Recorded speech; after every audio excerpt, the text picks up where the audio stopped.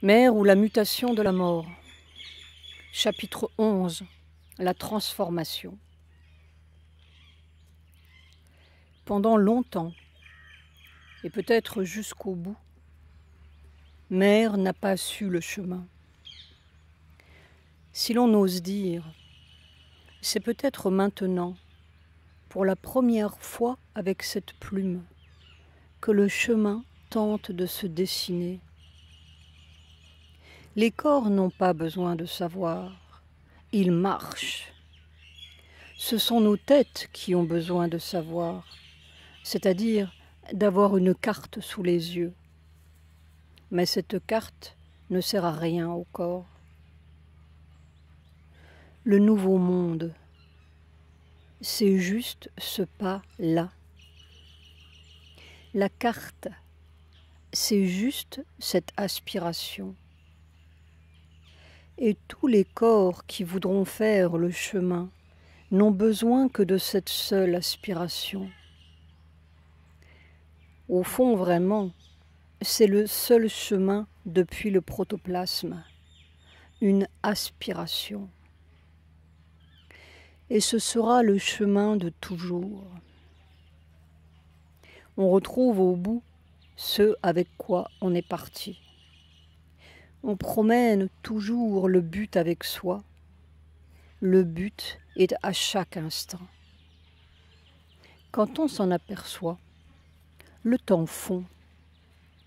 Aujourd'hui, c'était il y a des millions d'années. Si c'est la tête qui s'en aperçoit, on part en contemplation dans une éternité blanche et rien ne change. Quand c'est le corps qui s'en aperçoit, on touche peut-être l'un des leviers de la transformation, parce que le temps, c'est l'ennemi du corps. On entre dans une éternité dorée qui semble avoir d'étranges propriétés. Le corps, c'est celui qui porte la clé du long voyage. Alors il n'a pas besoin de carte, il a besoin d'être. Et c'est très curieux. Quand lui retrouve cette éternité-là, ce n'est plus du tout une éternité statique comme celle des moines ou des poètes, des méditants, mais une éternité qui semble pétrie du dynamisme suprême. Une éternité en foudroyant mouvement. C'est un autre temps. Et ce n'est pas l'éternité que nous connaissons. Il y a un temps du corps qui contient peut-être le secret d'un autre espace, qui contient peut-être le secret de la matière, parce que la matière, c'est déjà une sorte de temps figé, et de la dissolution de la mort qui va avec le temps. Face à la mort, nous n'avons trouvé qu'une éternité blanche, deux sortes de dissolution en blanc ou en noir. Quand nous aurons trouvé le troisième temps, le temps du corps, le temps qui ne meurt pas et le temps qui ne s'encroute pas dans l'éternité, nous aurons peut-être la clé complète. Il n'y a que le corps qui peut savoir. Lentement, le corps de mère virait dans un troisième temps. Transformation ou changement d'optique. C'était une sorte de contradiction vivante, comme si mère se trouvait, non pas devant, mais dans deux chemins totalement différents. La tête peut très bien suivre des idées contradictoires et vivre tant bien que mal son chaos. Mais un corps, comment peut-il avoir un pas ici et un pas là? Deux chemins ou deux corps qui semblent aller dans deux directions opposées, ou peut-être parallèles et qui se rejoignaient à l'infini. Mais l'infini, c'est loin. D'une part, elle sentait vaguement, imperceptiblement, ce nouveau corps se former en elle. Je ne suis pas très sûre que je n'existe pas déjà physiquement avec un corps vrai, disait-elle dès 1963, là, dans la matière, de l'autre côté de notre cage. Je dis que je ne suis pas très sûre, parce que les sens extérieurs n'en ont aucune preuve, mais de temps en temps, c'est comme une chose qui s'impose. Pendant 1 minute, je me vois, me sens, m'objective telle que je suis. Mais cela dure quelques secondes et pfff, c'est parti. C'est remplacé par la vieille habitude.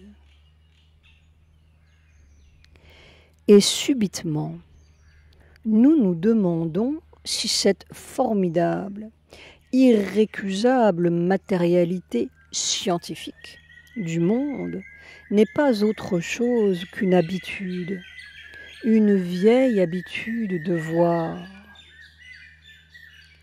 Les gens qui me voient la nuit, ceux qui ont cette vision dans le monde subtil, ne me voient pas comme cela. Aimèrent désigner l'écorce extérieure. Ils me voient comme je suis et ils le disent. Ils disent « Ah, mais vous êtes comme ceci, cela ». Et elle ajoutait « Mais pour que l'un prenne la place de l'autre ». C'était toute la question.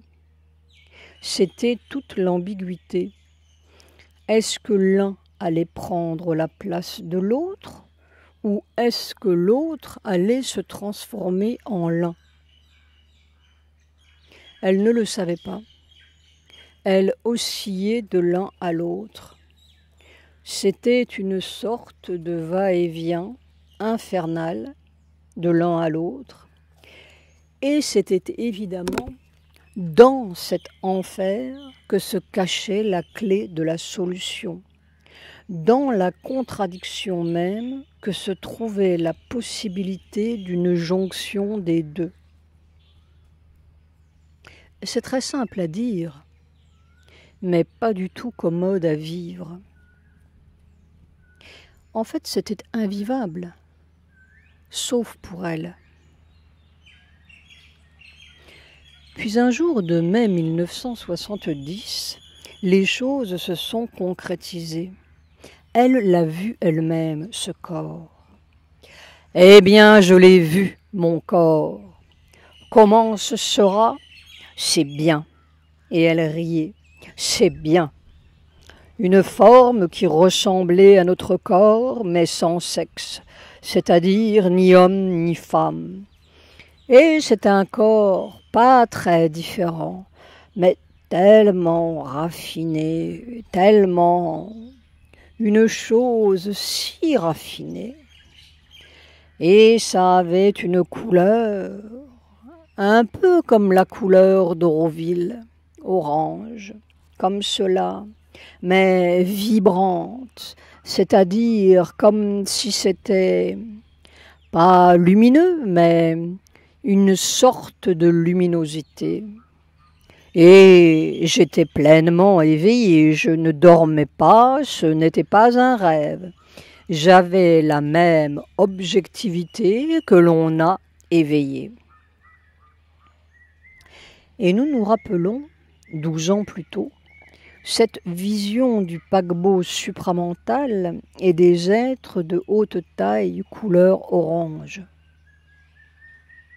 Tout un trajet, comme si ce qu'elle avait vu là-bas, loin dans la vision, était entré dans la matière. Mais ce n'est pas entré vraiment, ce sont toutes les couches de conscience opaques à traverser. C'est seulement au bout, là-bas, de l'autre côté du sommeil de notre mental physique. Une fois le rideau traversé, c'est là, les yeux grands ouverts, tout aussi objectivement, entre guillemets, que la table et la chaise, et plus objectivement même, parce que ça a plus de contenu de conscience qu'une table et une chaise. C'est plus dense. Nous croyons même comprendre ce que Mère entendait quand elle disait que cette nouvelle matière était sans division. Notre matière scientifique est pleine de vide. Elle est faite d'un formidable morcellement de particules séparées par des distances énormes à cette échelle-là. Note de bas de page. Comme une balle de ping-pong par rapport au stade de baseball de Houston, disait le savant américain Jastrow, parlant de la distance qui sépare le noyau de ses électrons. Voir Des astres de la vie et des hommes, édition du Seuil, 1972. Tandis que celle-là est compacte, dense, sans trou, aussi dense que le diamant, mais élastique, disait-elle en 1906. Et il est bien curieux de se rappeler que la première révolution ou révélation dans la vie de Mère, ce fut vers l'âge de 8 ou 10 ans, quand on lui a dit « Tu vois cette table, tu crois que c'est une table, que c'est solide et c'est du bois. Ce sont seulement des atomes qui bougent. » Une espèce de révolution dans ma tête. Et alors, le sentiment de l'irréalité complète des apparences. Tout d'un coup, j'ai dit, mais alors, si c'est comme cela, rien n'est vrai. Maintenant, elle était dans la deuxième révolution, derrière l'autre surface, atomique. Nous n'avons jamais trouvé ce qui est derrière l'atome. Où est-il, l'ultime noyau indivisible? Et Mère se demandait ce qui allait se passer entre ce vieux corps et l'autre. Est-ce que la vieille habitude de voir ne changera pas chez les humains? Y aura-t-il toujours un monde tel qu'il est? On peut bien concevoir un monde où l'on vive dans ce nouvel état, qui se développerait selon ses lois normales. Mais est-ce que l'existence de ce monde annulerait l'autre? Là, tu vois, on est devant un problème pas encore résolu. Et elle se demandait, dès 1962, si au fond, tout le problème ne se ramènerait pas à une sorte de mutation collective du regard, quelque chose qui ferait que l'expérience fasse tache d'huile, parce que nous oublions toujours que rien n'est séparé, aucune expérience n'est isolée comme dans des murs, la Terre est un seul corps d'expérience évolutive. Tout se ramène presque à une capacité de répandre l'expérience ou d'inclure au-dedans de l'expérience. C'est la même chose. Il faut oublier, n'est-ce pas, qu'il y a une personne, une autre personne, une chose, une autre chose. Imagine, si tu ne peux pas le réaliser concrètement, imagine qu'il n'y a qu'une chose excessivement complexe et une expérience qui se produit sur un point ou qui fait tache d'huile ou qui se répand ou qui englobe le tout suivant le cas. Et c'est la seule explication de la contagion. C'est l'unité. Une expérience suffisamment contagieuse. Mais c'est toute l'expérience de Sri Aurobindo et de Mère. L'usure collective du voile de ce mental physique. Si ça s'use dans leur corps, ça doit s'user dans le corps du monde. Et parfois, Mère croyait avoir attrapé la queue de la solution, comme elle disait. Il y a une sorte de connaissance, est-ce une connaissance, ou de prescience qui est donnée au corps de comment cette apparence sera changée. Et cela paraît être très simple et très facile. Et ce peut être très immédiat parce que ce n'est pas du tout, ce ne sera pas du tout fait de la manière dont les gens le croient ou l'attendent. Ce serait plutôt comme la vision du mouvement interne vrai qui s'imposerait de telle sorte qu'elle voilerait la fausse vision. Il y a quelque chose qui est vrai, qui est le vrai physique, mais qui n'est pas perceptible pour nos yeux tels qu'ils voient, mais qui pourrait se rendre perceptible par une intensification.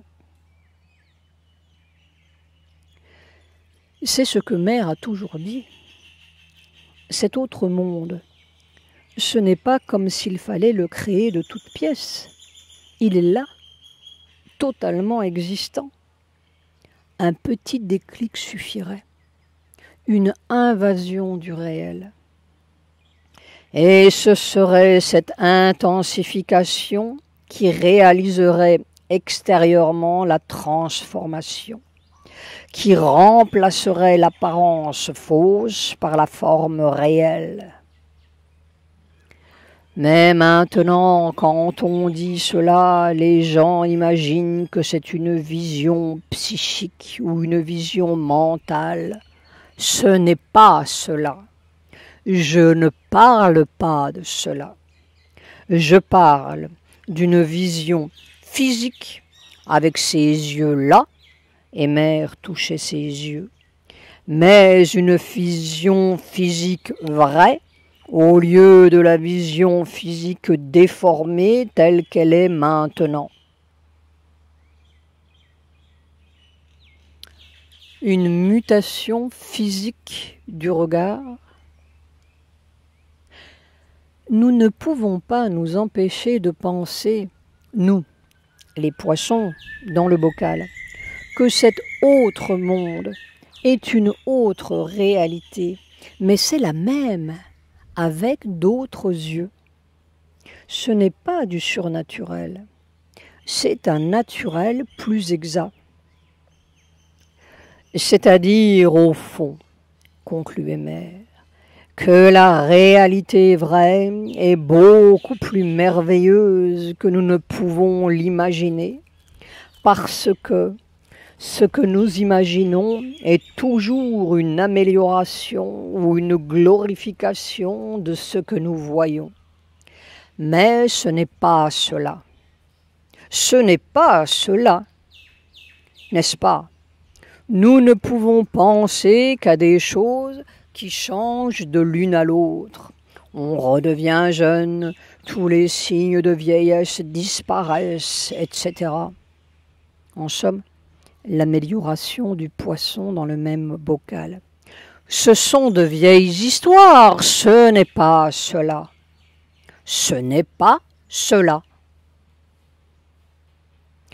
Voilà qui est très simple. Le coup de baguette magique mondial. Et il est très possible que les choses se passent comme cela, jusqu'à un certain point. Il est très possible que tout le mensonge du monde s'emplisse soudain de gris ou de noir, s'estompe à la vision. Mais nous ne savons pas combien d'humains seraient tout d'un coup estompés si la seule mesure et le seul poids sont le poids de la conscience vraie. Je ne sais pas du tout si l'apparence fausse n'existerait pas encore pour ceux qui ne seraient pas prêts à voir la chose vraie, se demandait Mère. En tout cas, ce serait une période intermédiaire. Ceux qui ont les yeux ouverts, ce qu'on appelle les yeux ouverts dans les Écritures, ceux-là pourraient voir. Et ils pourraient voir, non pas par un effort ou en cherchant, mais cela s'imposerait à eux, tandis que ceux qui n'auraient pas les yeux ouverts, en tout cas, pour un temps ce serait comme cela, ils ne verraient pas. Ils verraient encore la vieille apparence. Les deux peuvent être simultanés. Il est évident que si même quelques centaines ou quelques milliers d'humains étaient englobés dans la nouvelle vision, la contagion du nouveau monde, cela aurait des répercussions incalculables sur le reste qui ne pourrait pas ne pas être affecté par cette autre espèce humaine dont les qualités supérieures et la joie supérieure, l'harmonie supérieure viendraient poser un assez formidable point d'interrogation, peut-être même un défi, une invisible contrainte sur les autres moins évolués et de plus en plus douloureux dans leur suffocation. Ce serait évidemment un phénomène aussi semblable et peut-être plus puissant que celui de l'invasion d'une première vague d'amphibiens parmi les poissons. C'est peut-être le phénomène qui est en train de se passer. L'invisible contagion de moins en moins invisible. Mais il y a un formidable mais. L'apparence du monde change pour ceux qui ont les yeux ouverts. L'apparence même du corps change. La lumière vraie, la conscience vraie, le contenu vrai s'impose. Et il est certain que plus la vibration vraie deviendra évidente, visible, plus elle rectifiera comme automatiquement la vibration fausse, mensongère. Plus on sera obligé d'être véridique. Il n'y aura plus de possibilité de truquer. Un énorme pas sera franchi dans la conscience avec ses incalculables conséquences dans l'harmonisation et l'organisation de la vie. Mais il restera un corps qu'on enterre. Tout est là. Un corps qui vieillit, se ride, meurt. Le symbole même du mensonge reste là. Mère, regardez ce corps nouveau de plus en plus perceptible et cette mort de plus en plus pressante dans son vieux corps. Qu'est-ce qui allait se passer? Il faut que le fait change, disait-elle au bout du compte. Est-ce qu'il peut changer? Et Mère était comme sur deux chemins simultanés, un chemin de vie, un chemin de mort, un corps impérissable, un corps en décomposition. Elle était à la fois dans la vie et dans la mort, de part et d'autre du bocal, comme s'il fallait que les deux deviennent un ou se changent en autre chose. Le corps, c'est le pont. Le problème de la transformation.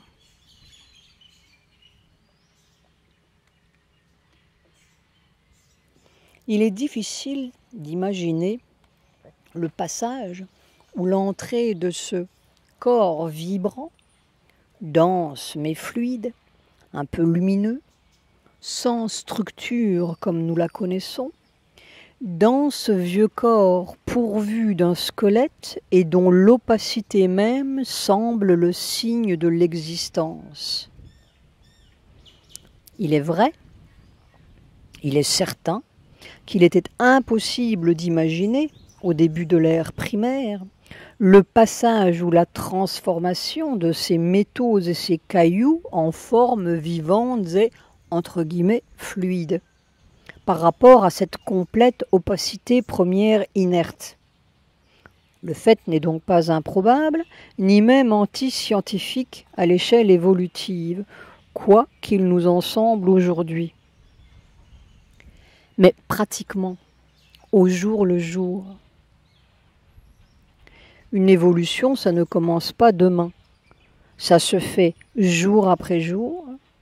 Et même s'il y a une brusque mutation, cette mutation est le fruit d'une longue préparation, accumulation de facteurs qui soudain provoquent la rupture et le changement d'équilibre. Quel est le processus de cette nouvelle transformation? Il doit y avoir un processus rationnel, même s'il est lent, invisible, et s'il répond à une raison qui nous échappe évidemment, parce que là c'est la raison du prochain être. Si l'on avait toujours attendu la raison des métaux, il est probable que nous continuerions d'avoir un univers très métallique. Mère, c'est la logique de l'avenir, ce qui ne l'empêchait nullement de manier la logique d'aujourd'hui avec une rigueur de mathématicien. Elle allait toujours jusqu'au bout des choses, froidement, pour démonter le mécanisme. Le mécanisme, c'est sa passion. Entre un veau qui se forme dans le ventre de la vache et l'enfant qui se forme dans le ventre de la mère, il n'y a pas beaucoup de différence. Il y a une différence, celle de l'intervention du mental. Mais si nous envisageons un être physique, c'est-à-dire visible comme le physique est visible maintenant et de la même densité, Par exemple, un corps qui n'aurait pas besoin de circulation ni d'os.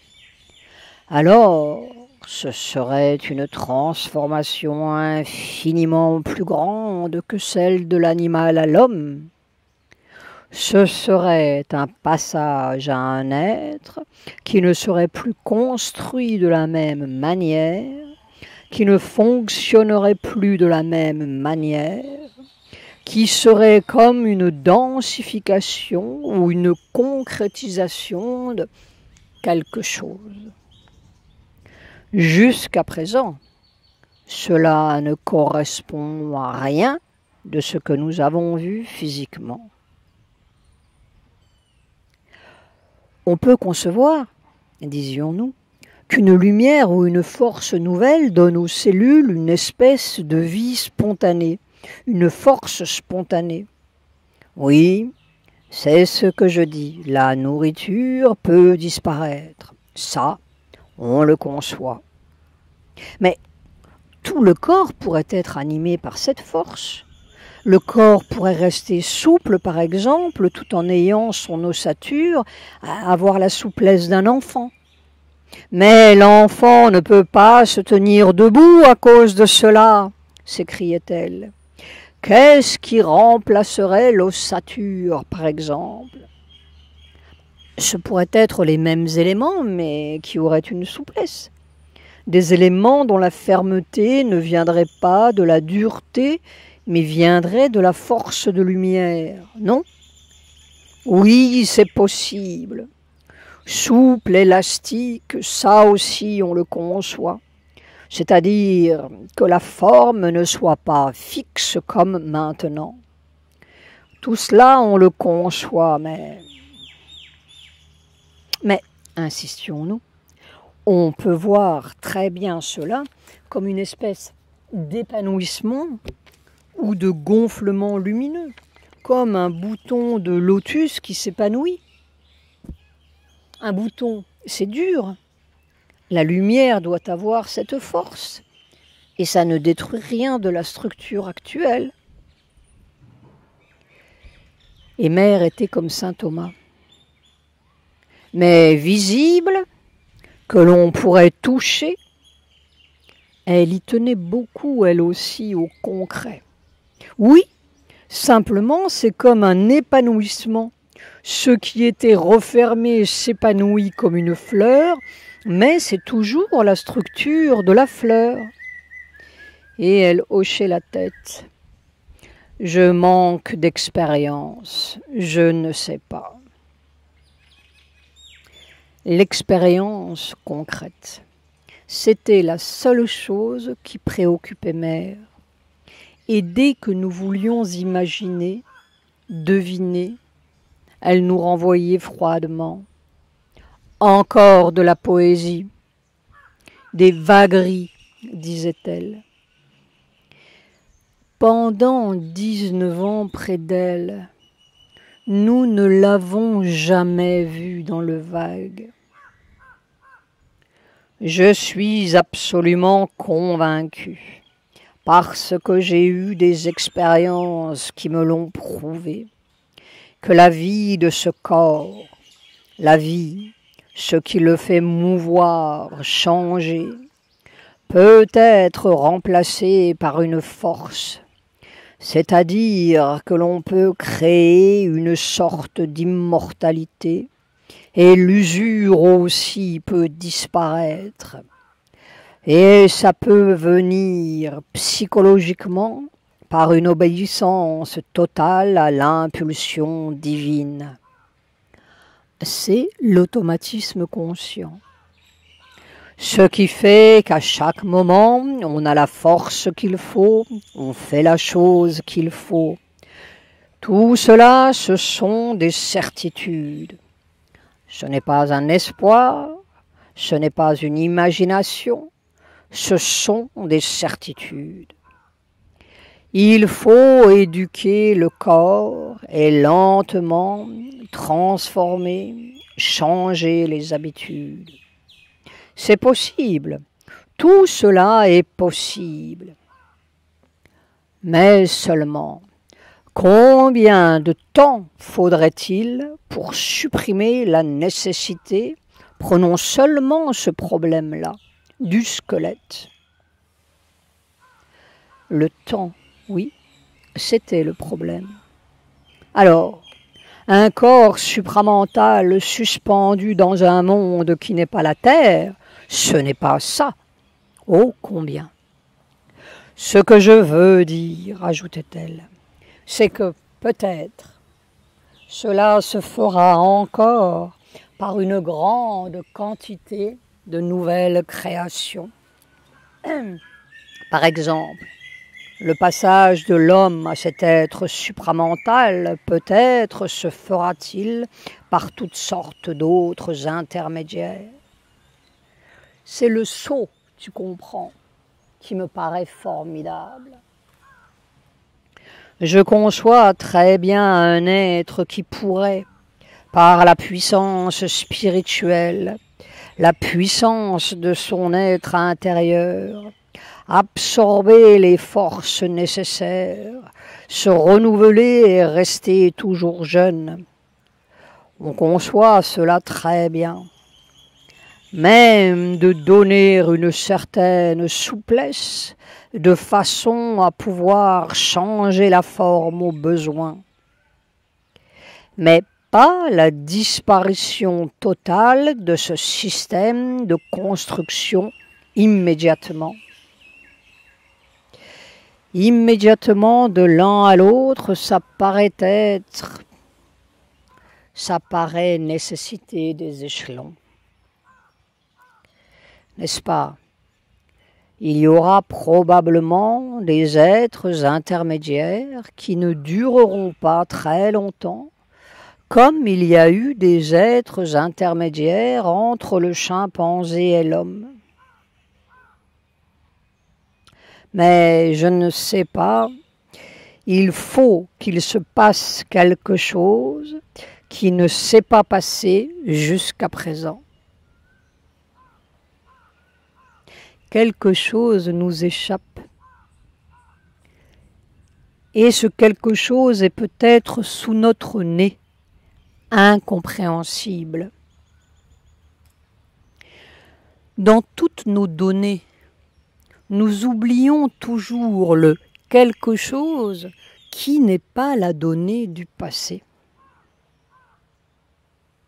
Mais ce n'est pas tout. Mère voyait le problème dans sa totalité. L'expérience personnelle est ainsi.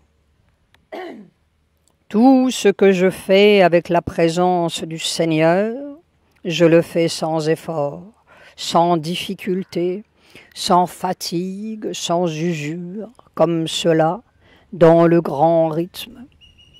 Seulement, c'est encore ouvert à l'influence du dehors, et le corps est obligé de faire des choses qui ne sont pas directement l'expression de l'impulsion suprême, d'où la fatigue, le frottement. N'est-ce pas? Il faut quelque chose qui ait le pouvoir de résister à la contagion. L'homme ne peut pas résister à la contagion de l'animal, il ne peut pas, il a des relations constantes. Eh bien cet être, comment fera-t-il? Il semblerait que pendant longtemps, ce sera encore soumis à des lois de contagion. Je ne sais pas, répondions-nous dans notre innocence, mais cela ne me semble pas impossible. J'ai l'impression que cette puissance de lumière étant là, qu'est-ce qui peut la contaminer? Et Mère s'exclamait, « Mais tout le monde disparaîtrait. C'est cela, n'est-ce pas? Quand ça vient, quand le Seigneur est là, et il n'y en a pas un sur 1000 pour qui ce ne soit pas terrifiant. Et pas dans le raisonnement, pas dans la pensée, comme ça, dans la substance. Alors admets que ce soit comme cela, qu'un être soit la condensation et l'expression, une formule de la puissance suprême, de la lumière suprême. Qu'est-ce qui se passerait? J'ai vu des grandes personnes arriver, j'ai fait l'expérience, je charge l'atmosphère, le Seigneur est présent. Eh bien, j'ai vu des personnes de 40 ans entrer là-dedans et s'enfuir littéralement, en dépit de toutes les lois sociales de politesse, et après avoir demandé à venir, n'est-ce pas? Enfin, tout était là pour qu'ils se conduisent décemment. Impossible, ils ne pouvaient pas. C'est trop fort. Eh bien, c'est tout le problème, disions-nous amers. Et elle acquiesçait, parce que je ne vois pas la difficulté de la transformation en soi. Ça me semble plutôt la difficulté du monde. La difficulté de la vieille espèce récalcitrante. Si tout pouvait se transformer en même temps, disait-elle, ça irait. Mais ce n'est visiblement pas comme cela. Si un être se transformait tout seul, ce serait insupportable peut-être. Tel est le problème de la transformation, qui n'est peut-être pas seulement ni surtout un problème physiologique et anatomique, mais un problème total, parce que l'évolution, c'est tout le monde, depuis le protoplasme jusqu'à nous. Il n'y a pas d'impossibilité matérielle, il n'y a pas d'impossibilité physiologique, pas plus qu'à l'âge du fer ou du nickel. Il y a toujours, éternellement, une difficulté du passé qui ne veut pas mourir et s'accroche aux vieilles formes, à sa suffocation préférée. L'expérience de Sri Aurobindo et de Mère, c'est sans doute le plus violent traumatisme qu'ait subi la Terre depuis l'apparition de la vie. Ce n'est qu'un commencement. Et tout peut être miraculeux. Si quelque chose cède dans les consciences, il n'y a que des difficultés de conscience. Une petite donnée de joie. Et nous nous demandons si ce ne seront pas nos corps qui voudront la joie avant nous et nous prendront par surprise.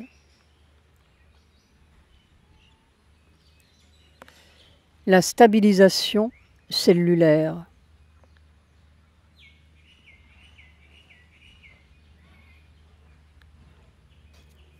Cette transformation du corps, elle est aussi lente et invisible que la formation du nouveau corps. Et en effet, elle est concomitante.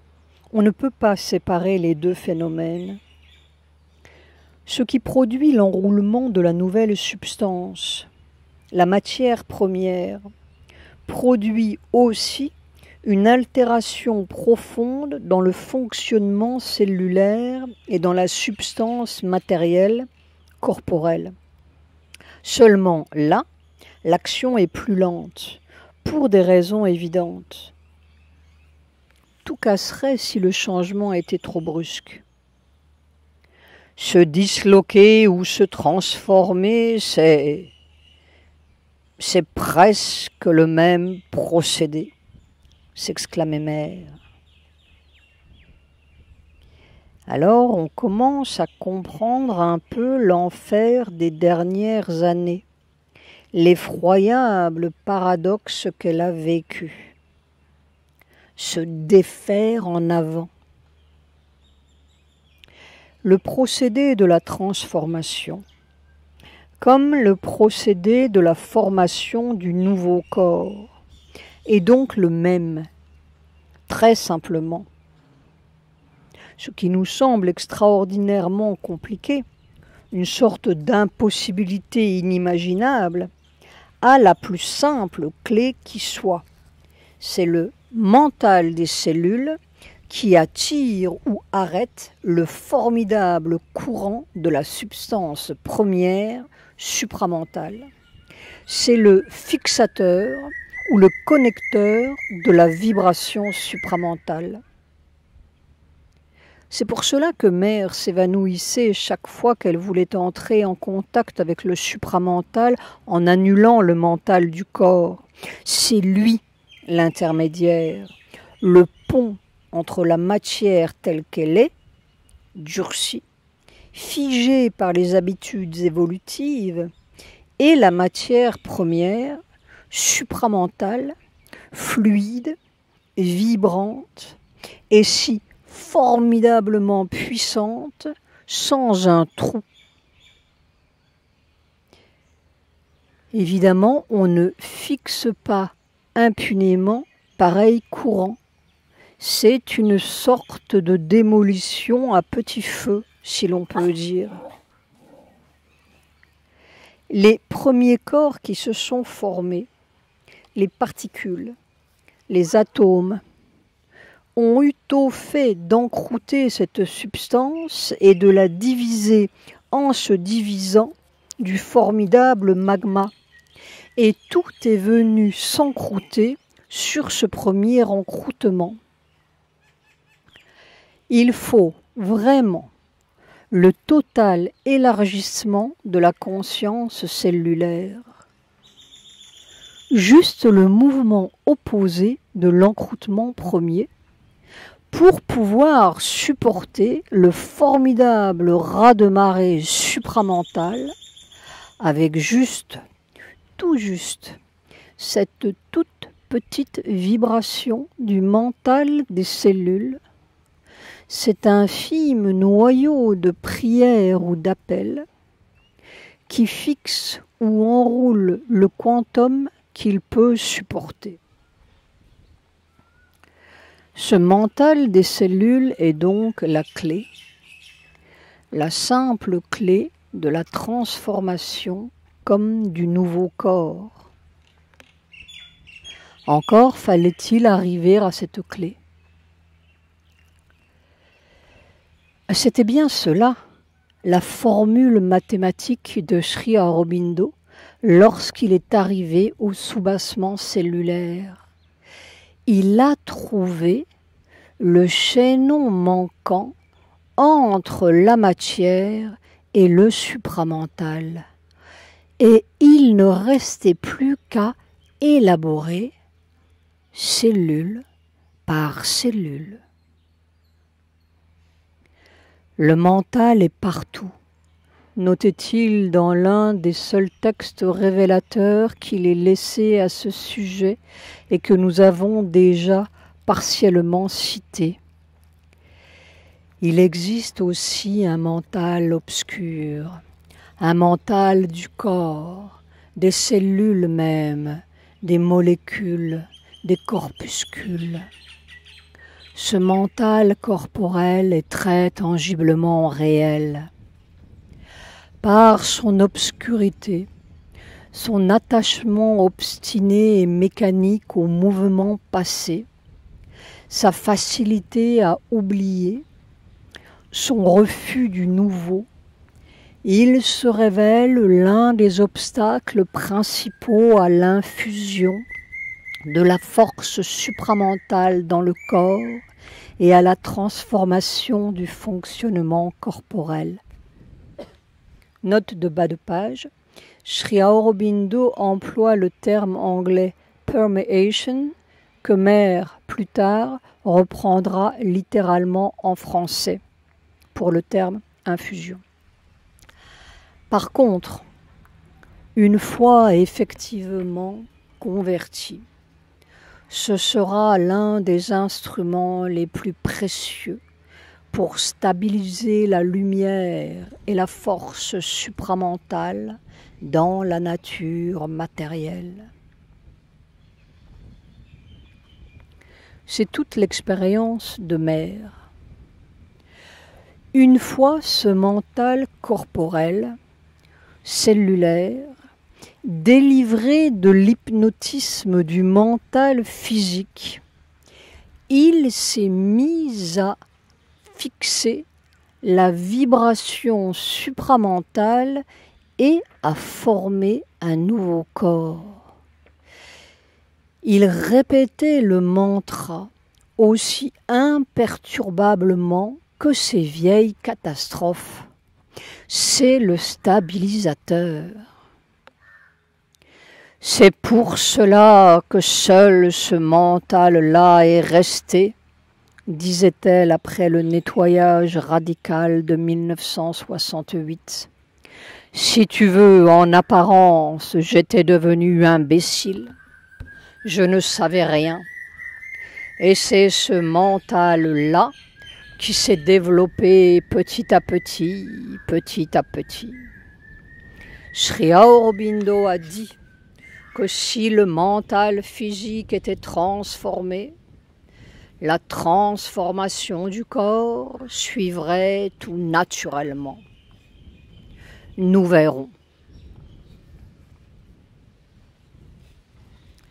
Et nous nous demandons si la transformation de ce nouveau corps n'est pas seulement le stade premier de la transformation, au lieu du stade ultime, comme beaucoup le pensent. Si les deux phénomènes ne sont pas complémentaires. Parce que si seul reste le nouveau corps, c'est encore quelque chose qui est suspendu dans un monde qui n'est pas la terre. On s'évapore. Ce n'est pas cela, disait Mère. Mais ce corps nouveau, plus rapide à se former parce qu'il n'a justement pas les enroulements anciens à démolir, c'est lui qui doit, ou devrait, s'infuser lentement dans la vieille formation, autant qu'elle peut le supporter, jusqu'à ce que les deux soient fondus l'un en l'autre. Et alors, nous aurions quelque chose qui n'est plus la vieille ossature que nous connaissons, et plus l'impondérable corps nouveau. Quelque chose qui conférerait une pondérabilité au corps nouveau et une nouvelle matérialité au corps ancien. Et ce serait vraiment le corps supramental sur la terre. Le vieux corps serait le pont. Toute la question est dans cette pondérabilité ou dans cette nouvelle matérialité. Là, nous sommes tout à fait dans l'inconnu. Peut-être l'inconnu dangereux dont parlait Mère. Et nous ne saurons pas vraiment tant que la chose ne sera pas faite. Comment le minéral pourrait-il comprendre la, entre guillemets, matérialité de la vie? La survie cellulaire.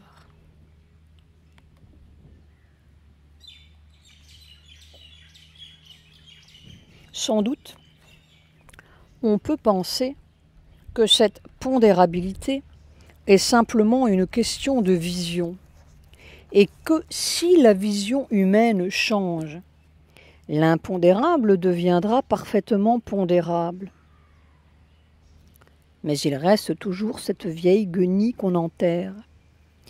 Et nous ne savons pas pourquoi, nous avons l'impression que tout le secret est là, justement. Autrement, pourquoi parler de transformation? La première fois que Mère est allée dans cette demeure de Sri Aurobindo, en 1959, nous lui avons demandé si cet autre monde, cette doublure vraie de la Terre, était le monde supramental. Elle nous a répondu ceci. Ma sensation, c'est que cette vie que Sri Aurobindo a en ce moment, ce n'est pas pour lui la pleine satisfaction de la vie supramentale.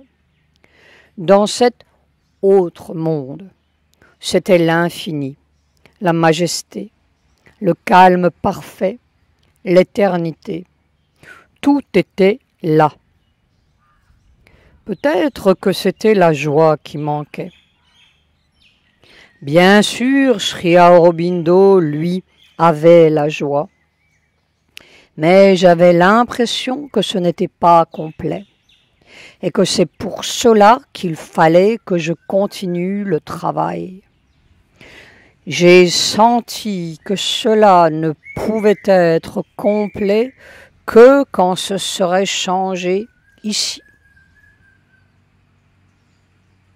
Changé ici, c'est-à-dire quand les deux côtés seront un.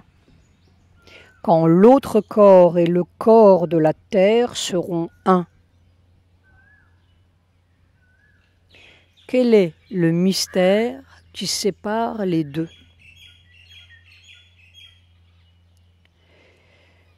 Peut-être était-ce ce mystère qui était en train de s'élaborer dans le corps de Mère. We can't both remain upon earth. One must go, avait dit Sri Aurobindo à Mère. Nous ne pouvons pas rester tous les deux sur la terre. L'un de nous doit partir.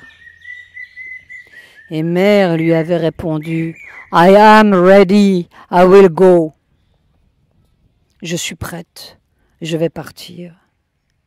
Alors il m'a répondu, non, vous ne pouvez pas partir, votre corps est meilleur que le mien, vous pouvez subir mieux que moi la transformation. Et Mère s'écriait, avec je ne sais quoi qui était comme une douleur mêlée d'angoisse, 19 ans encore après le fait, c'était en 1969. Pourquoi? Que de fois je me suis demandé cela depuis. Pourquoi?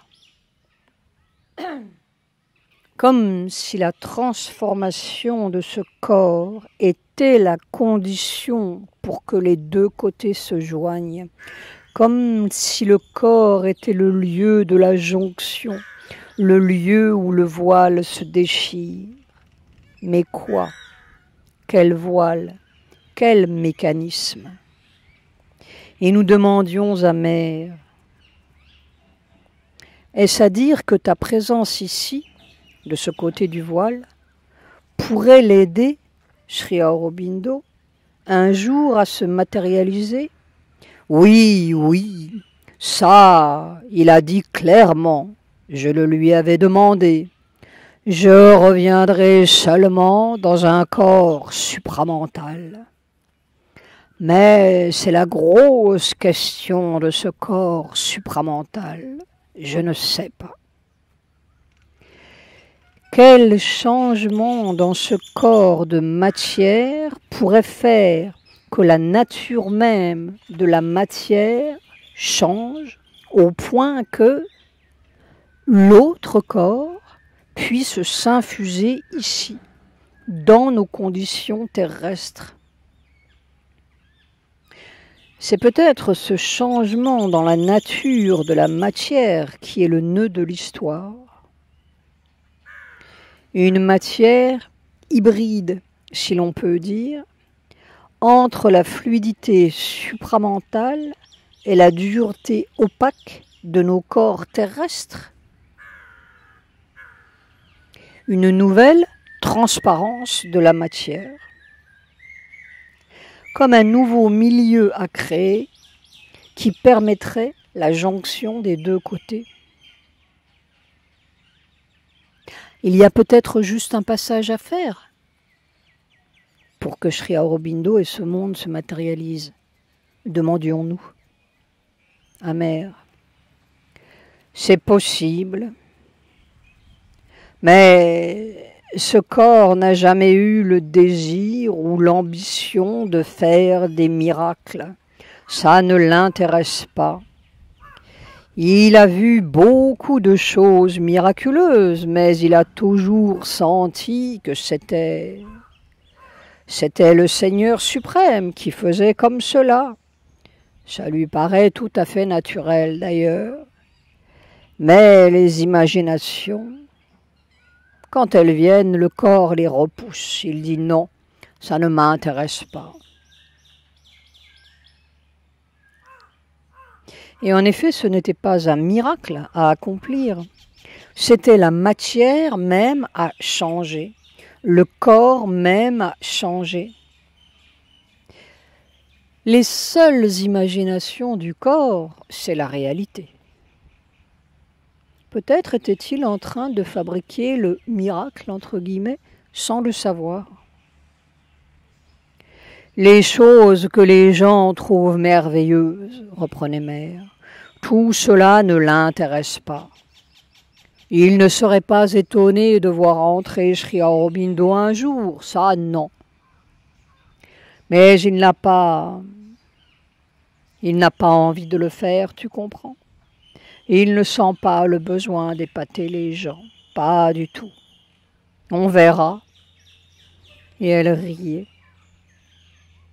Mais nous insistions, parce que nous sentions bien que ce n'était pas une question de miracle, ni même d'apparition de Sri Aurobindo, mais de transformation de la terre, vraiment, de transformation du milieu physique, matériel, qui permettrait la jonction des deux côtés, un peu comme la transformation de l'opacité minérale a donné des premiers yeux à la matière.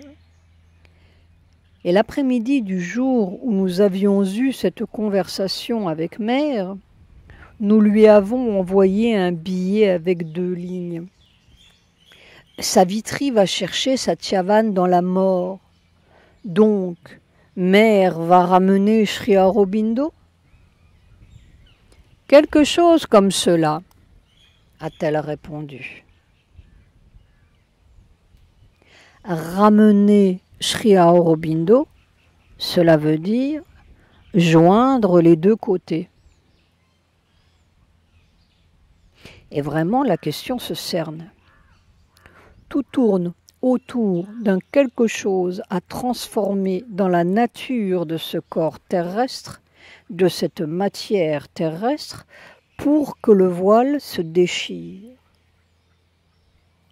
Or, ce voile, c'est ce qui fait la mort même et ce qui sépare les deux côtés. C'est dans le corps que la mort peut se vaincre.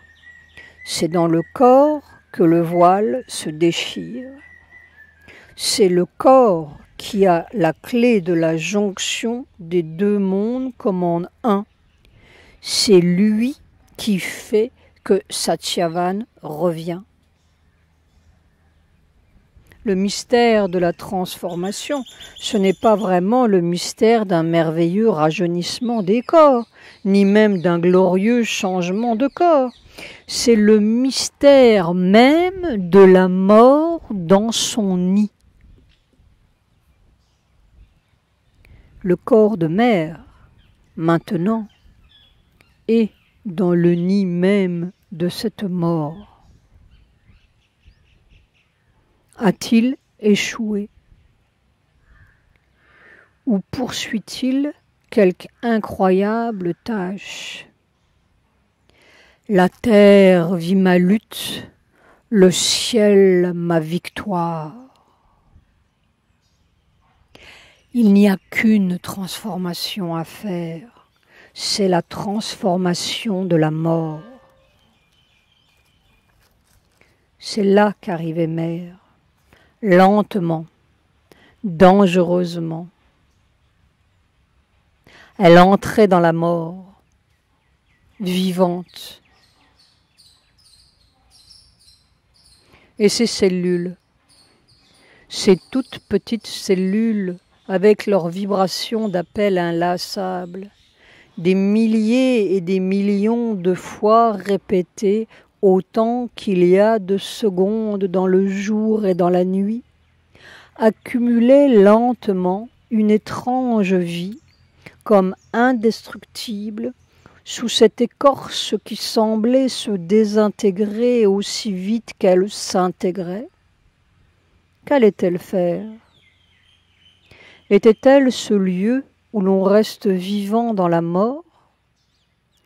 Le lieu de l'ultime mystère et peut-être de la transformation de la mort?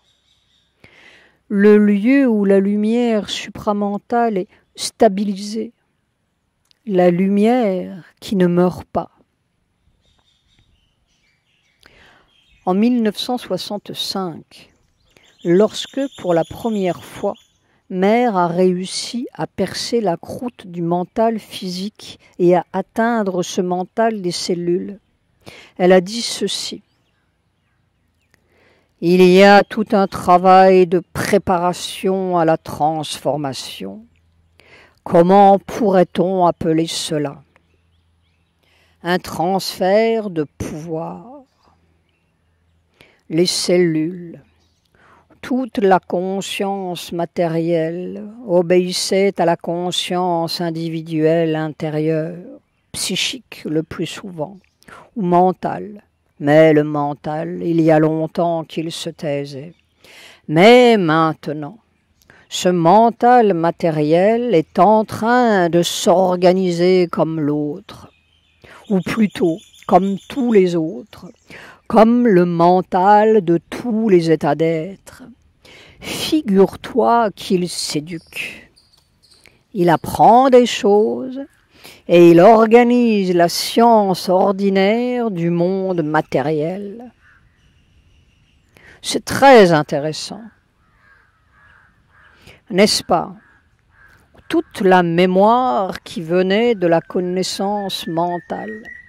Il y a longtemps qu'elle est partie. Et je recevais seulement les indications d'en haut.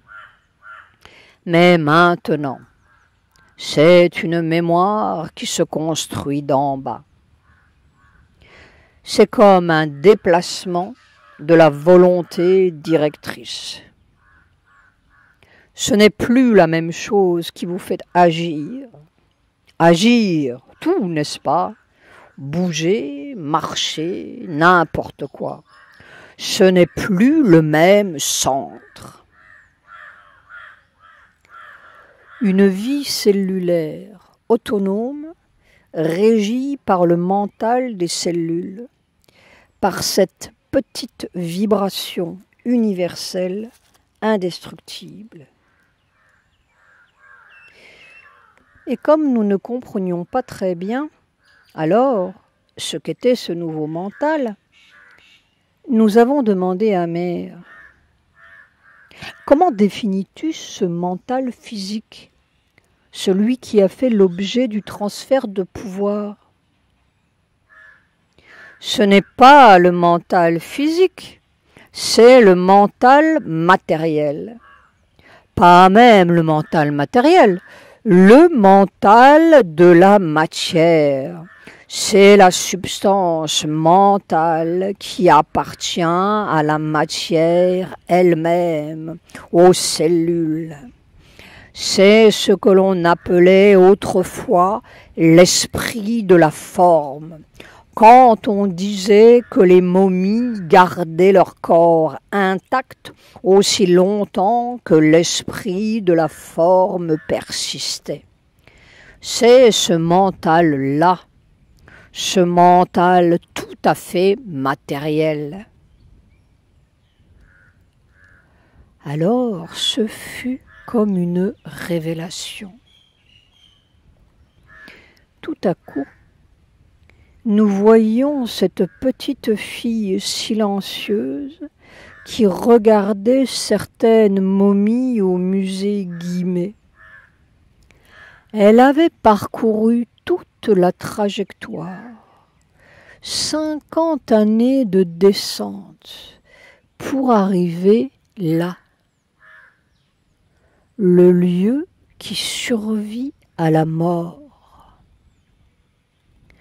Stabilisé, le mental des cellules ne s'arrête plus. Il vibre n'importe où, même dans la mort. C'est le lieu de la transformation de la mort. C'est là qu'entre mère, de plus en plus. Un inconnu dangereux. Et le temps changeait. Il n'y a plus de temps. C'est comme un autre temps qui est rentré dans celui-ci. Dans le mental des cellules est le double secret de la transformation de la mort et de la transformation du corps. Peut-être un seul et même secret.